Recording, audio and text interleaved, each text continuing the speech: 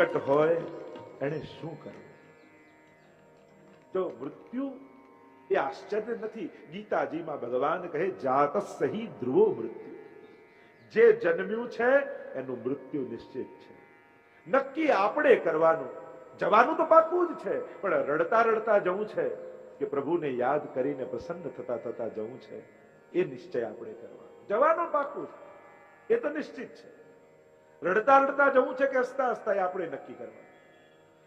આટલું મૂકી ગયાના અફસોસ સાથે જવું છે કે આટલું આપી ગયાના આનંદ સાથે જવું છે, એ આપણે નક્કી કરવાનું છે.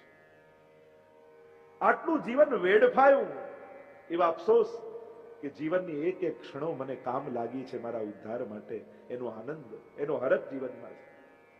અને એટલા માટે જે જીવો છો, જે કરો છો, એ છેલ્લી ઘડીએ બહુ કામ લાગે છે. અરે અઠવાડિયા માટે બહારગામ જવું હોય ને તો અઠવાડિયા પેલા બેગ ખોલીને મૂકી દઈએ. રોજ એક એક વસ્તુ મૂકતા જઈએ. કામ લાગશે, ભૂલી જઈશું તો પછી લાવ એક એક વસ્તુ મૂકતા જઈએ. તો આ તો અનંતની યાત્રાએ જવાનું છે. અત્યારથી પેકિંગ કરશો તો કામ લાગશે, નહીં તો પછી અફસોસ જ રહેશે. આય રહી ગયું, પેલું રહી ગયું, ને આય ન થયું ને પેલું ન થયું. ભગવાન અવસર બધાને આપે છે, પણ એ અવસરને પ્રસંગમાં ફેરવી દેવું એ ભક્તની સમજણ કરે છે. મોકા બધાને આપે છે, એમ નથી કે મોકા ના મળ્યા. કથા બેસાડવાનો મોકો ના મળે, પણ કથામાં સેવા કરનારો મળી જાય. અવસર તો ઘણા, જેને લાભ લેવો જ છે. ભગવાન એને અનેક રૂપે અવસરો આપતા હોય છે, પણ એ અવસરને પોતાના જીવનનો પ્રસંગ બનાવી શકે છે કે નહીં? જીવનનો સમય કેટલો આપણો? 60 વર્ષ, 70 વર્ષ, 80 વર્ષ, 90 વર્ષ જીવ્યા, પણ એમાં સમય આપણો કેટલો? કે જે ક્ષણોને તમે સંસ્મરણોમાં ફેરવી શક્યા એટલી ક્ષણો તમારી. જે ક્ષણોને સંસ્મરણો બનાવી. કારણ કે તમને એમ કોઈ કે તમારી જિંદગીને યાદ કરો તો તમે એમ યાદ કરો, આ સવારે રોજ 7 વાગે ઉઠતો, ચા નાસ્તો કરતો, ઓફિસે જતો, આ યાદ કરો ના. જે જે ક્ષણોને સંસ્મરણો બનાવી છે. હવે આ 7 દિવસ છે, આ 7 દિવસ આપણા થઈ ગયા, આ સમય આપણો છે. કારણ કે જ્યારે જ્યારે યાદ કરીશું તો આ કથાને યાદ કરીશું. કારણ કે આ સમય આપણો થઈ ગયો, ક્ષણ સંસ્મરણ બની ગયો. અને જે સમયો કેવલ જીવન પસાર કરવામાં ગઈ એ સમય આપણો નહોતો, કારણ કે એ આપણે ભૂલી જઈએ છીએ. જ્યારે જ્યારે કંઈક સારું કર્યું એ જીવનમાં યાદ બની ગયું, એ પ્રસંગ બની ગયું, એ સંસ્મરણ બની ગયું. એક ક્ષણો છેલ્લી ઘડીએ યાદ આવે છે, એ સમય આપણો હોય છે. કારણ કે જે સમય બીજાના લાભમાં ગયો બીજાનો, આમાં પાછું આપણા જીવનનું બંધાયું, એ સમય આપણો છે. અહીંયા મૃત્યુ નિકટ હોય ત્યારે શું કરવું, આ પ્રશ્ન કર્યો છે. પ્રથમ સ્કંદને અહીં વિરામ આપીએ છીએ. દ્વિતીય સ્કંદ સાધન લીલા. 3 પ્રકરણ 10 અધ્યાયમાં મહાપ્રભુજી બતાવ્યા. ઋતુપ્રસાદ, તત્વ ધ્યાનમ, ઋતુપ્રસાદમ અને મનન પ્રકરણ. મહાપ્રભુજી 3 પ્રકરણ બતાવે છે. ઉત્તમ પ્રશ્ન સાંભળ્યા એટલે સુખદેવજી બહુ રાજી થયા. કોઈ પણ મહાપુરુષ મળે, ભગવદી મળે તો એવી વાત કાઢો કે એને પણ ભગવાન યાદ કરવાનો અવસર આવે, એને પણ ભગવાન યાદ આવે. ઉત્તમ પ્રશ્ન કર્યો, અને પ્રશ્ન એવો કર્યો કે જેનાથી સુખદેવજીને ભાગવતજીની કથા યાદ આવે. અને એટલે પ્રસન્ન થઈને સુખદેવજી બોલ્યા, હે રાજન, તમે શ્રેષ્ઠ પ્રશ્ન કર્યો છે. એટલે ભાગવતજીને જો એક વાક્યમાં કહું તો પ્રશ્નથી કૃષ્ણ સુધીની યાત્રા એ ભાગવત કથા છે. प्रश्न से कृष्ण की, क्योंकि कृष्ण में ही प्रश्न है. કૃષ્ણમાં પ્રશ્ન છુપાયેલો છે. આ અમારો કૃષ્ણ છે ને, એને જો ન સમજાય ને તો એ પોતે પ્રશ્ન બનીને સામે ઉભો રહી જાય, અને સમજાઈ જાય તો એના જેવું સમાધાન બીજું કોઈ ના આપી શકે. વિચાર કરજો, કૃષ્ણ તમારા માટે પ્રશ્ન છે કે સમાધાન છે? પ્રશ્નથી યાત્રા શરૂ થઈ ભાગવતની, એ કૃષ્ણમાં જઈને સમાપ્ત થઈ જશે. वरियानेश ते प्रश्न राजन, आपने श्रेष्ठ प्रश्न किया है. अनेक प्रकारना प्रश्नोना उत्तर आपता જ્યારે કહ્યું કે જેનું મૃત્યુ નિકટ હોય એને શું કરવું જોઈએ, એનો ઉત્તર આપતા સુખદેવજી બોલ્યા, જેના મનમાં અભયની કામના છે એને ભગવાનનું સ્મરણ, શ્રવણ અને કીર્તન કરવું જોઈએ. એકમાત્ર ભગવાન એવા છે જે આપણને નિર્ભય બનાવી શકે છે. બાકી આ દુનિયાનો સાથ લેવા જશો તો સદાય ભય રહેશે કે હમણાં છે જતો રહેશે, તો વસ્તુ આપી તો છે લઈ લેશે, તો સમય પર નહીં આવે તો. સંસારના દરેક વ્યક્તિ વસ્તુ માટે માણસના મનમાં ભય બન્યો રહે છે. અને ભગવાન કેવા છે? અભયમ સત્વ સંશુદ્ધિ, અભય આપનારા છે. અને એટલા માટે અભયની કામના વાળા વ્યક્તિએ ભગવાનનો આશ્રય કરવો. માણસને સૌથી મોટો ભય એમ કહેવાય કે મૃત્યુનો ભય છે. પણ મૃત્યુનું વિસ્મરણ એ પાપમાં પ્રેરિત આપણને કરે છે. એટલે માણસે સદાય યાદ રાખવું, એક દિવસ મારે જવાનું છે. એક શેઠજી ગામમાં રહેતા ને ક્યારે કોઈ સત્કર્મ કર્યા નહીં, અને એમ થયું કે વિચાર આવ્યો ગડપણમાં કે લાવ આજે ક્યાંક કોઈ ગુરુજન પાસે જાઉં ને કંઈક સારા ઉપદેશ લઉં. આવ્યા ગુરુ પાસે ને કહેવા લાગ્યા કોઈ સારો ઉપદેશ આપો ને. ગુરુદેવે કહ્યું કે ત્યાં આવવામાં બહુ મોડું કરી દીધું, કાલે તો તું મરી જવાનો છે સવારે, છેલ્લી રાત તારી પાસે છે. તો આવવામાં ઘણું મોડું કર્યું, જિંદગીમાં કાંઈ ન કરી શકે. અને પેલાને આત્મગ્લાનિ થઈ કે આટલી ઉંમર થઈને કાંઈ સત્કર્મ ન કર્યા, ન કોઈને દાન આપ્યા, ન કોઈની સેવા કરી, ન ક્યારે કોઈ સત્કાર્યો કર્યા, અને બસ છેલ્લી રાત મારી પાસે કેવલ ક્રામ, ક્રોધ, લોભ, ઈર્ષા, મોહ, લોભ આ જ જીવનમાં કર્યો. નીકળ્યા આશ્રમમાંથી બહાર, અને એટલામાં કોઈ ભિક્ષુક આવ્યો ને કહ્યું શેઠજી કંઈક આપો ને. ક્યારેય કોઈને આપે નહીં. એમ થયું કે હવે છેલ્લી રાત છે, લાવ આપી દેવા દો ને. ખિસ્સામાંથી કાઢીને આપ્યા. ઘરે ગયા, રોજ તો ખાવામાં કંઈક જો મીઠું આદું ઓછું હોય તો થાળી ફેંકે. આજે કોળીઓ મોઢામાં મૂક્યો અને જરાય મીઠું નહીં દાળ.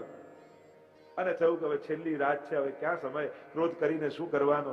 જેમ હતું બધું ખાઈ લીધું. બધા જોડે પ્રેમથી વાત કરી. લોક તો રોજ તો ઘરે આવે ને લોકો ટેન્શનમાં આવી જાય, જેને જુએ એના પર ક્રોધ કરે. પણ આજે કોઈના પર ક્રોધ નહીં, શાંત રહ્યા અને રાતના પથારીમાં સૂઈ ગયા. સવાર પડીને જાગ્યા, કાંઈ ન થયું. કહ્યું કે આ ગુરુદેવ ખોટા ખોટા ઉપદેશો આપીને ડરાવી દે છે, હમણાં જઈને જોઉં છું. ભાગતા ભાગતા આવ્યા ગુરુદેવ પાસે, કહેવા લાગ્યા આ ખોટા ખોટા ઉપદેશો આપીને કોઈને મરાઈ નાખશે. કેમ, શું થયું? આપે તો કહ્યું કે છેલ્લી રાત છે ને કાલે તું મરી જઈશ. હું ક્યાં મર્યો? ગુરુદેવે કહ્યું કે મૃત્યુનો વિચાર આવ્યો, તું ન મર્યો, પણ તારી બુરાઈ બધી જ મરી ગઈ. મને તને મારવામાં ક્યાં રસ હતો? મારે તો તારા પાપને મારવા. મૃત્યુનો વિચાર માણસના પાપને મારી દે છે. અને એટલા માટે સદાય એનું સ્મરણ રાખવું જોઈએ. ભગવાન જ અભય આપનારા છે. અનેક પ્રકારના પ્રશ્નો અહીંયા કર્યા છે. સૃષ્ટિ સર્જક, ઇતિહાસની વાત કરી, સૃષ્ટિનું સર્જન કઈ રીતે થાય છે એ જ્યારે પ્રશ્ન કર્યો છે. અને ભગવાનના નાભીમાંથી, કમળમાંથી બ્રહ્માજી પ્રકટ થયા એની ચર્ચા કરી છે. 4 શ્લોકમાં ચતુશ્લોકી ભાગવતનો ઉપદેશ ભગવાને આપ્યો છે. અનેક પ્રકારની સૃષ્ટિ સર્જનની ચર્ચાઓ અહીંયા આવી છે. કેવા કેવા પ્રકારની સૃષ્ટિનું સર્જન અહીંયા ભગવાને કર્યું. બ્રહ્માજી ચારે બાજુ જોવા લાગ્યા, ચતુર્મુખ થયા કે હું આવ્યો ક્યાંથી. કમળની નાળમાં પ્રવેશ કર્યો પણ ક્યાંય છેડો ન પામ્યા. પાછા બહાર આવ્યા, ચારે બાજુ જળ છે અને જળમાં પરપોટા ફૂટે ને તો પરપોટા ફૂટે તો કેવો અવાજ આવે? તપ તપ તપ. બ્રહ્માજીનો અવાજ સંભળાયો, તપ તપ તપ. અને બ્રહ્માજી તપ કરવા બેસી ગયા. જો વ્યક્તિને સારી પ્રેરણા લેવી હોય ને તો ગમે ત્યાંથી મળે. અને જેને સારું સ્વીકારવું જ નથી એને કોઈ સુધારી ન શકે. તપ કરવા બિરાજમાન થઈ ગયા. પ્રભુ પ્રસન્ન થયા. 4 શ્લોકમાં ભાગવતજીનો ઉપદેશ આપ્યો, જેને ચતુશ્લોકી ભાગવત કહેવામાં આવે છે. વેદાંતમાં મુખ્ય 4 વિષયો છે, 4 શબ્દો, અને એ ચારેયનો ઉલ્લેખ આ ચતુશ્લોકી ભાગવતમાં કર્યો છે. બ્રહ્મ, જીવ, જગત અને માયા. આખું વેદાંત આ 4 શબ્દો. જુદા જુદા આચાર્યોના જુદા જુદા મતો જે પ્રસિદ્ધ છે, દ્વૈતાદ્વૈત, વિશિષ્ટાદ્વૈત, શુદ્ધાદ્વૈત, આ જે જુદા જુદા મતો છે ને એ મતો ક્યાંથી પ્રગટ થયા? બ્રહ્મ, જીવ, જગત અને માયા, આ ચારેયની ઉત્પત્તિ કેમ, એનું સ્વરૂપ શું, એના પરથી એમના મત પ્રસ્તાવિત. વ્યાસજીએ બ્રહ્મસૂત્રો લખ્યા છે. બ્રહ્મસૂત્ર પર જે ભાષ્ય લખે એને આચાર્ય કહેવાય છે.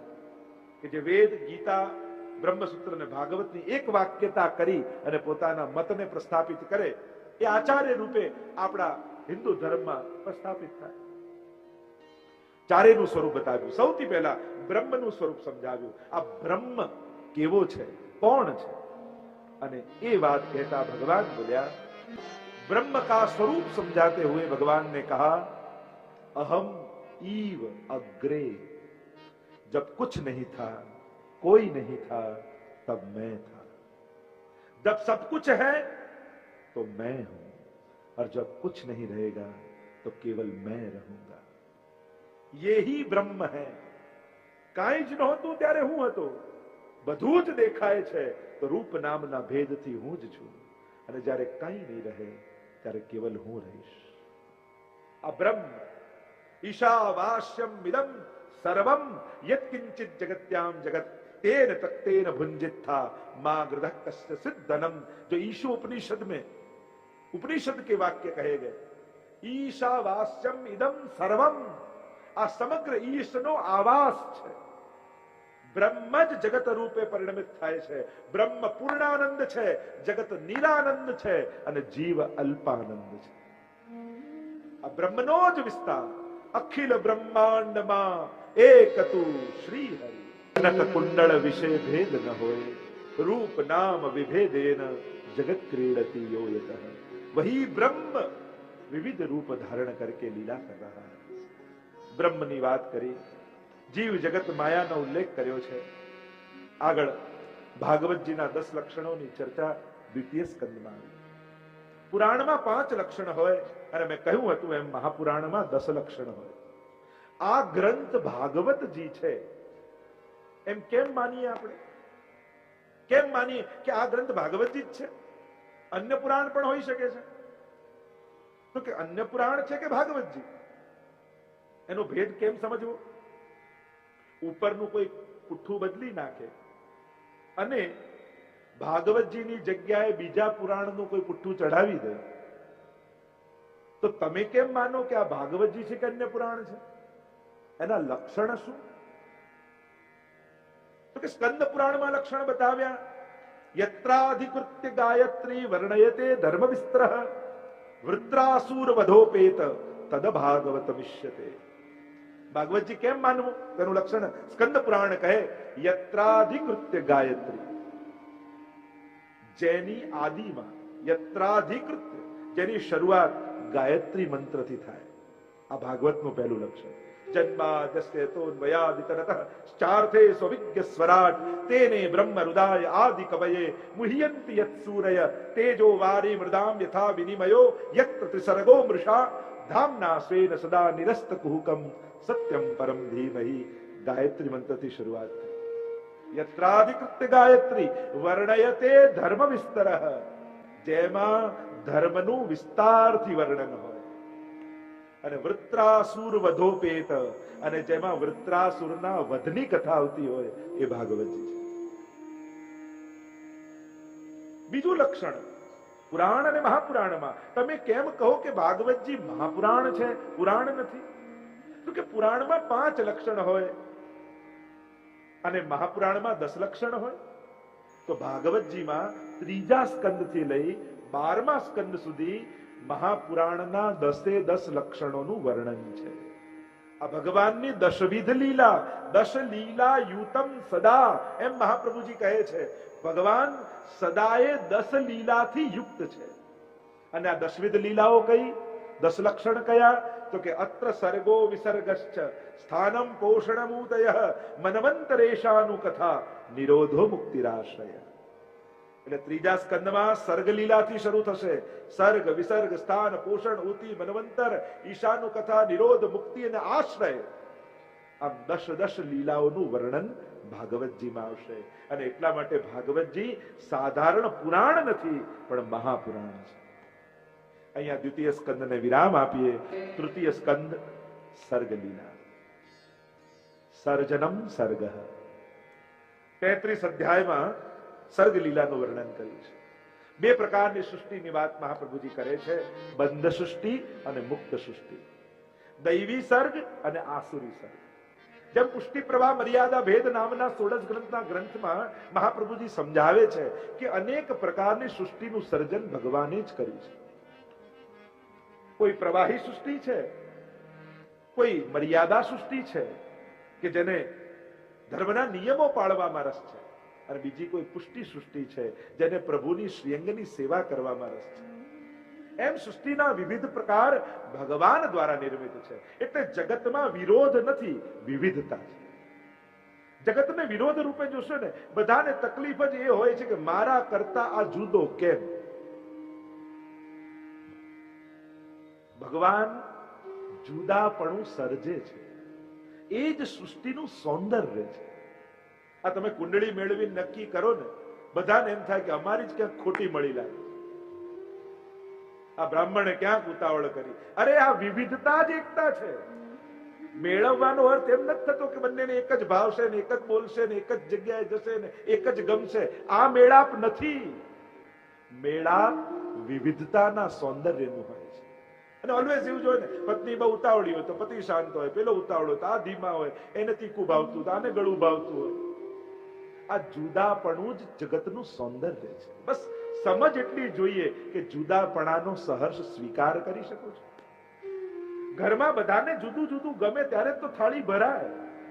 બધાને ખીચડી જ ભાવતી હોય તો રોજ એ જ બને.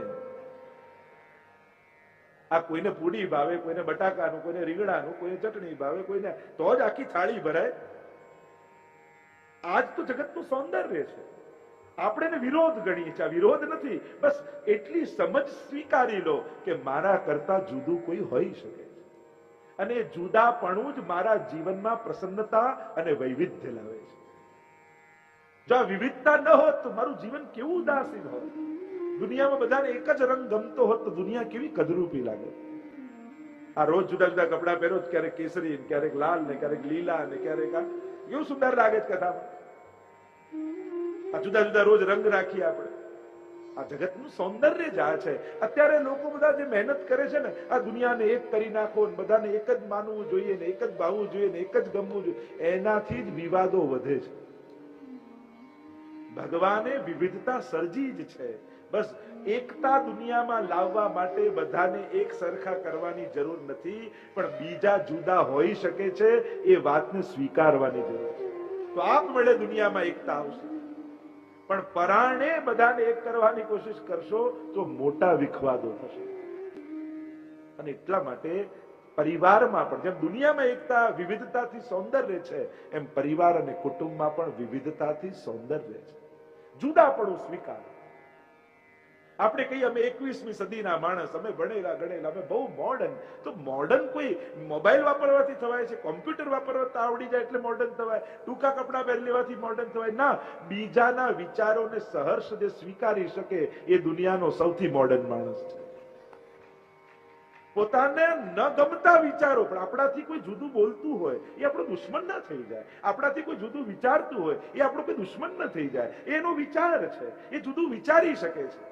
અને બુદ્ધિવાળા વ્યક્તિઓના જ વિચાર જુદા હોય. જેને બુદ્ધિ જ ના હોય એ ક્યાં વિચારવાનો?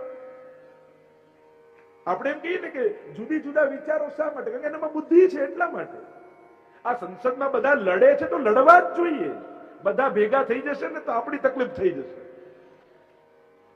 આજ તો લોકશાહી છે કે બધા પોતાનો અવાજ મૂકે, બધા પોતાના વિચારો મૂકે, બધા ભેગા થઈ જાય તો માણસનું શું થાય? એ લોકો એમનું ગમતું કરી નાખે. માણસનો અવાજ પહોંચવો જોઈએ, વિવિધતા પહોંચવી જોઈએ. અને એટલા માટે દુનિયામાં બુદ્ધિમાન લોકોના પોતાના વિચારો રહેવાના. બાળકે કહ્યું કરે એ બરાબર છે, પણ બધું જ પૂછી પૂછીને કરે તો મા બાપે કંટાળી જાય કે હવે તો તારું કઈ નિર્ણય લે. આપણી તકલીફ શું થાય? બાળક બોલતું ના હોય બોલે તો સારું, બોલે તો સારું, બોલતું થાય આ ચૂપ રહે તો શાંતિ. આપણી તકલીફ એ પોતાના મનથી કરે નહીં તો પછી તકલીફ કે આ તો કઈ કરતો નથી, કરતો થાય હવે અમને પૂછતા નથી. તો કરે શું પેલો? સ્વતંત્રતા ક્યાં સુધી? પરાધીનતા ક્યાં સુધી? બુદ્ધિમાન વ્યક્તિના પોતાના વિચાર રહેવાના. સમજદાર વ્યક્તિએ વૃક્ષની જેમ બની અને વેળના વિકાસનો આધાર બની જવું. પણ એવો મોટા વૃક્ષ બનીને નહીં બેસી જવું કે આજુબાજુ કઈ ઉગે જ નહીં. પરિવારમાં વેળનો વિકાસ થાય એવા આધાર બનવું કે જેથી કોઈને આધાર આપી દઈએ. પણ ઘણા ઘટાદાર વૃક્ષો એવા હોય ને કે બીજું કઈ નીચે ઉગવા જ ના દે. એવું નહીં બનવું. આપણે જ વિચારવું કે હું આધાર બનું છું કે બંધન બનું છું. બંનેની પ્રક્રિયા સરખી લાગે કે વેળ ઉગી હોય, લાકડી રોપો. સાધારણ વ્યક્તિને એમ થાય કે બિચારી હમણાં ઉગી અને લાકડી જોડે બાંધી દીધી. પણ લાકડી એનું બંધન નથી, એના વિકાસનો આધાર છે. એમ વડીલોએ પણ ઘરમાં યુવાનોના બંધન નહીં બનવું, વિકાસનો આધાર બની જાય. યુવાનોએ પણ એ શીખવું કે આ મારું બંધન નથી, આ મારા વિકાસના આધાર છે. કારણ કે એમની સમજણ ને હું મદદમાં લઈશ અને મારી બુદ્ધિને વાપરી એની કરતા આગળ પ્રગતિને સાધીશ. મારા પુરુષાર્થનો ઉપયોગ કરીશ અને સમજદારની સમજ લઈશ અને મારા જીવનને ઉન્નતિ તરફ લઈ જઈશ. આવું જો સમાધાનનો રસ્તો નીકળે તો બંનેનો વિકાસ થાય, પણ બંને એકબીજાને બંધન માને તો બંને રૂંધાઈ જાય. જીવનમાં આ જ છે. એ પિતા પુત્ર હોય, એ પતિ પત્ની હોય, એ દરેક સંબંધોમાં જોઈ લો. એટલે જ હું તો હંમેશા કહું, આપણે ત્યાં બંધનની સંસ્કૃતિ નથી, આપણે ત્યાં સંબંધની સંસ્કૃતિ છે. એકબીજાની લાગણીઓને રૂંધી પોતાની ઈચ્છાને પૂરી કરવી એ બંધન, અને પોતાની ઈચ્છાનો ભોગ આપી બીજાનું મન સાચવી લેવું એ છે સંબંધ. તમે બંધનની વિચારધારામાં છો કે સંબંધની, એ તમારે વિચાર કરવાનો કે તમે પરિવાર, કુટુંબ, સમાજ માટે સંબંધ રાખો છો. તમારો આધાર, તમે સીડી બનો છો અને એને આગળ જવા દો છો કે એને રોકી રાખો છો, એ વિચાર છે. આ બહુ નાજુક રેખા છે, બહુ પાતળી રેખા છે. આને બહુ સ્પેસિફાય રૂપે ન કહી શકાય, પણ ક્ષણો એવી હોય. સમજદારની સમજ છે. જો જ્ઞાન આપી શકાય, ભણાવી શકાય, વિવેક તો પ્રગટે. વિવેક કોઈને શીખવાડી ન શકાય, એ તો માણસની અંદર જ્ઞાન દ્વારા પ્રગટ થાય. ક્યાં બેસવું, ક્યાં ન બેસવું, ક્યારે બોલવું, ક્યારે ન બોલવું, ક્યારે સાથ લેવો, ક્યારે ન લેવો, ક્યારે પૂછવું, ક્યારે ન પૂછવું. આ વિવેકની એક બહુ પાતળી રેખા છે. પ્રભુ પાસે જ્ઞાન ન માંગતા, પ્રભુ અને ગુરુ પાસે વિવેક માંગજો. બુદ્ધિ તો બધા પાસે છે, પણ ઘણા બુદ્ધિમાન લોકોને વિવેકના અભાવમાં એ બીજા માટે અણગમો ઉત્પન્ન કરી દે છે. અને એટલા માટે પોતાનું સુખ જોતા પહેલા, સુખી થતા પહેલા પરિવારના લોકોના ચહેરા જોઈ લેવા. ક્યાંક કોઈને દુઃખી કરીને તો હું સુખી નથી થતો. સમજદાર વ્યક્તિ, ભણેલો માણસ એ છે જે સામેવાળાના મનને વાંચી શકે. ગ્રંથો વાંચે, પુસ્તકો વાંચે, બધું બરાબર, પણ સ્વજનોના મન વાંચતા આવડે છે? ક્યારે એ ચહેરો જોતા વાંચતા આવડ્યો કે હમણાં મારે 2 ડગલા પાછળ રહેવું, જો ટ્રાફિકમાં ગાડી ફસાઈ હોય ત્યારે 4 ગેર આગળ જવાના હોય બરાબર, પણ રિવર્સ ગેર પણ ચલાવવાનો એક ભાગ જ છે, ભૂલી જઈએ છીએ. આપણે પાછળ ગાડી કાઢવી એ મારું અપમાન છે. અરે રિવર્સ ગેર પણ, અને મોટા ભાગના ડ્રાઇવિંગ એક્ઝામ થાય ને તો રિવર્સમાં ફેલ થતા હોય. અઘરું રિવર્સ લેવું જ છે, પણ એ પણ ચલાવવાનો એક ભાગ છે, ભૂલી જઈએ છીએ આપણે. પણ આ જીવન એવી ગાડી છે ને કે એમાં બ્રેક નથી અને રિવર્સ ગેર નથી. અરે હવે આવી ગાડી કોઈ આપણને ચલાવવા આપે તો શું થાય? કેટલું સાવધાનીથી ચલાવવું પડે. પણ એક વસ્તુ યાદ રાખજો, ગાડીમાં ધ્યાનથી જોજો, સામે જોવાનો કાચ બહુ મોટો હોય અને પાછળ જોવાનો કાચ નાનો હોય. જીવન આ રીતે જીવવું, બહુ ભૂતકાળને યાદ રાખી ભવિષ્યમાં આવતા સારા અવસરોને ગુમાવી નહીં દેવા. બહુ પાછળના કાચમાં નહીં જોવે, તો નાનો જ કાચ રખાય. હા, આપણે ધ્યાન રાખીએ, સાવધાની રાખીએ એના માટે. બાકી આગળનો કાચ જ મોટો હોય અને આગળ જોઈ અને જીવન કેમ આગળ વધે એનો પ્રયાસ સતત કરતા રહે. તો બહુ પાછળના કાચમાં જે જોવા જાય ને ગાડી ભટકાડી દે. ઘણા લોકોના જીવન એમાં જ અટકી જાય છે. પણ એ દિવસે તે આમ કર્યું, હવે ગયું એ ગયું, થઈ ગયું. ભૂલતા શીખવું જીવનમાં. ઘણા લોકો આપણે ફરિયાદ, જે યાદ નથી રહેતું, મેં તો બહુ સારું. કારણ કે જયારે પાઠ કરો નવો લાગે, જયારે વાર્તા વાંચો નવી લાગે, યાદ રહી જાય. પછી આ તો આવડે છે, આગળનું વાંચી, એવું થઈ જાય ને. ઘણી વાર કોઈ વસ્તુ યાદ રહી જાય ને તો એના માટે અણગમો ને એની માટે ન્યૂન્ય ભાવ આવી જાય. આ તો આવડે છે, આ વાર્તા તો વાંચી છે, આ કથા તો ખબર છે, એટલે પાના ફેરવી નાખે. અને યાદ ન રહેતું હોય તો દર વખત નવું લાગે. એટલે એ બી ઉપકારક છે, કારણ કે જીવનમાં અઘરું ભૂલવું જ છે, યાદ રહેવું બહુ સહેલું છે. અરે યાદ નથી રહેતું. તમને 10 વર્ષ પહેલા તમારું કોઈ અપમાન કર્યું હોય, એ તારીખ, ટાઈમ અને વ્યક્તિ સાથે યાદ છે કે નહીં? સન્માન ભૂલી જાઓ, પણ અપમાન તો યાદ. જે વસ્તુ મન મહત્વ માને એ બધું યાદ રહે છે. જેને તમે ઇમ્પોર્ટન્સ નથી આપતા એ વસ્તુ ભૂલી જાઓ છો. તો જો ક્યારેક કંઈક ભગવાનનું ભૂલ્યા તો એવું માનજો કે મેં ભગવાનને મહત્વ નતું આપ્યું, મેં આ પાઠને મહત્વ ના આપ્યું, મેં આ વાર્તાને મહત્વ ના આપ્યું, એટલે હું ભૂલી ગયો. તો વિવિધતા એ ભગવાનનું સર્જન છે.